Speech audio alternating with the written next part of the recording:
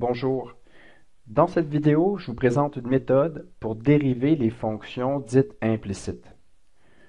Jusqu'à présent dans ce cours, on a rencontré des fonctions définies explicitement, c'est-à-dire lorsque la variable dépendante, y, peut s'écrire entièrement en fonction de la variable dépendante, soit t ou x. Donc, y, on isole y et on peut l'écrire par exemple en fonction de x. Quant aux fonctions définies implicitement, c'est pas aussi clair. Y et x sont imbriqués dans une équation et il n'est pas toujours possible d'isoler y en fonction de x. Par exemple, j'ai l'équation x2 plus y2 est égal à 4. Ici, je cherche la dérivée dy dx. J'ai deux façons de résoudre ce problème. Premièrement, c'est faire comme à l'habitude, isoler y, mais pour les fonctions définies implicitement, ce n'est pas toujours possible. Et dans un deuxième temps, je vais vous présenter la méthode de dérivation implicite. Lorsque j'isole y, j'ai y est égal à plus ou moins racine carrée de 4 moins x au carré. Donc, j'ai la branche positive et la branche négative que je dois considérer. Donc, cette équation, l'équation initiale, me génère deux fonctions. La représentation graphique de l'ensemble des points satisfaisant l'équation de départ, c'est un cercle de rayon 2 centré en 0, 0. Mais je peux aussi voir ce cercle comme étant défini par les deux fonctions que j'ai trouvées. La première, au-dessus de l'axe des x, c'est la racine positive. Et la deuxième, sous l'axe des x, c'est la racine négative. Donc, moins racine carrée de 4 moins x carré. Je dérive maintenant la première de ces deux fonctions. J'ai y est égal à 4 moins x carré, le tout exposant une demi. Quand je dérive, ça fait une demi. Et au dénominateur, j'ai 4 moins x carré à la 1 demi fois la dérivée de l'intérieur, donc fois le moins 2x. J'ai alors que les deux se simplifient, et au numérateur, j'ai moins x, et au dénominateur, la racine de 4 moins x carré, par définition, c'est y, donc j'ai moins x sur y.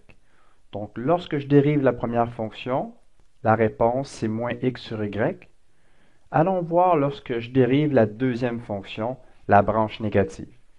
J'ai alors que la dérivée, c'est moins une demi, et au dénominateur, j'ai à nouveau racine de 4 moins x carré, fois au numérateur, la dérivée de l'intérieur, donc le moins 2x. Les deux se simplifient à nouveau, les moins se multiplient, ça donne un positif, donc j'ai x au numérateur, divisé par, ici, racine de 4 moins x carré, c'est égal à moins y. Donc, j'écris moins y. Donc, que je dérive la première fonction ou la deuxième, dans les deux cas, ça donne moins x sur y. J'utilise maintenant la méthode de dérivation implicite pour trouver la fonction dérivée. Cette méthode, c'est tout simple, c'est que je prends l'égalité du départ et je la dérive par rapport à x de part et d'autre de l'égalité. Donc, je dérive par rapport à x, x2 plus y2, et je dérive par rapport à x la constante 4. Donc, ça me génère une nouvelle égalité valable. La dérivée d'une somme, c'est la somme des dérivées, donc je dérive par rapport à x, x carré, et je dérive par rapport à x, y carré. Ça donne donc 0, puisque je suis en train de dériver une constante.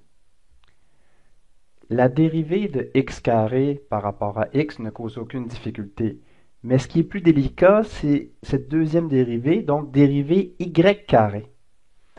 Ce que je fais ici, c'est que je suppose y est fonction de x. Donc, dans y, de façon imagée, il se cache des x. Y dépend de x. Donc, je note y est égal à f de x et je remplace dans l'équation. J'ai donc 2x plus dérivée par rapport à x, f de x au carré, le tout donne 0. L'avantage ici, c'est que j'ai une formule pour dériver les puissances d'une fonction. Donc, c'est la règle 8. Lorsque je dérive f de x au carré, ça donne 2 fois f de x exposant 1 fois la dérivée de l'intérieur, donc fois f' de x. Un peu plus tôt, j'ai posé temporairement y était égal à f de x. Donc, je vais faire ici l'opération inverse. Dès que je vois f de x, je remplace par y. Et f' de x, je remplace par dy dx. Tout ce qu'il me reste à faire pour terminer mon problème, c'est d'isoler dy dx. J'ai alors que dy dx, c'est égal à moins 2x sur 2y. Je simplifie les deux. Et ma réponse finale, c'est moins x sur y. Et sans surprise, c'est la même fonction dérivée que dans la méthode où j'ai isolé le y dès le départ.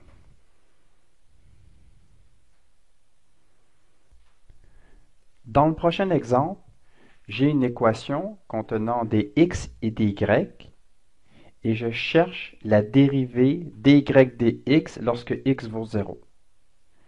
Ici, là, j'essaie même pas d'isoler y explicitement en fonction de x parce que ça risque d'être trop compliqué.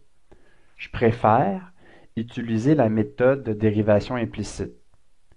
Donc, j'ai l'équation et je dérive par rapport à x de part et d'autre de l'égalité.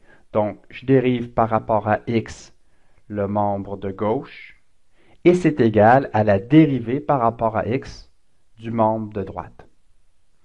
Lorsque je dérive une somme, je sais que c'est la somme des dérivées.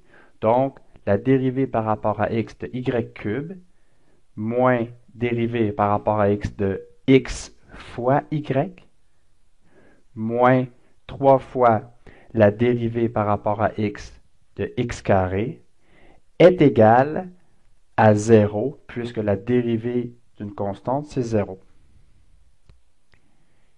Ici, pour dériver y cube, je suppose que y est fonction de x. Donc, temporairement, j'introduis une nouvelle notation ici. Y est égal à f de x. J'ai alors que la dérivée de y cube, c'est la dérivée par rapport à x de f de x au cube, une fonction au cube. Or, lorsque je dérive une fonction au cube, ça me donne 3 fois la fonction au carré fois la dérivée de l'intérieur, f' de x. Je ramène le tout en y, ça fait 3y carré fois dy dx. Quant à la deuxième dérivée que je dois évaluer dans l'équation en bleu, c'est x fois y, donc c'est un produit de deux fonctions, et ces deux fonctions dépendent de x, puisque y est égal à f de x. Donc, la dérivée d'y cube que j'ai calculée en vert, c'est 3y carré fois dy dx, moins 2 fois la dérivée d'un produit. Je dérive la première fonction, c'est 1 fois y, plus x fois la dérivée de la deuxième fonction, dy dx. Et le dernier terme, c'est moins 6x, puisque la dérivée de x carré, c'est 2x. Tout ce que je fais dans cette prochaine ligne, c'est de distribuer le moins 2 dans la parenthèse, et j'ai alors une équation où je retrouve des x, des y, mais aussi des dy dx. Donc, ce qui me reste à faire pour compléter mon problème, c'est d'isoler dy dx. Pour y arriver, je mets à gauche de l'égalité les termes contenant le dy dx et à droite le 6x plus 2y. Enfin, je mets en évidence à gauche le dy dx et je divise le tout par 3y2 moins 2x. Donc, la fonction dérivée dy dx, c'est 6x plus 2y sur 3y2 moins 2x. Et dans cet encadré en rouge, j'observe que la fonction dérivée s'exprime à l'aide de la variable x et de la variable y. Donc, la fonction dérivée dépend de x et de y. Pour l'évaluer lorsque x vaut 0, je dois également connaître la valeur de y associée à x est égal à 0. Or, dans l'équation initiale, lorsque x vaut 0, ça force les choses pour y. Y doit être égal à 1. Donc, ce que je recherche, c'est dy dx lorsque x vaut 0 et y vaut 1. Quand je remplace dans la formule trouvée en rouge, j'ai 6 fois 0 plus 2 fois 1 sur 3 fois 1 moins 2 fois 0, ce qui donne 2 tiers. Donc voilà ce qui complète cette vidéo sur la dérivation de fonctions implicites. Je vous remercie pour votre attention et à bientôt. Mon nom est Nicolas Arsenault. Je suis professeur de mathématiques. Sur formulemat.com, vous trouverez disponible gratuitement l'ensemble de mes cours en vidéo. Par exemple, le cours de calcul différentiel comporte une soixantaine de vidéos regroupées en 4 modules. En attente de votre visite sur formulemat.com, profitez de ces quelques échantillons diffusés spécialement pour vous sur YouTube.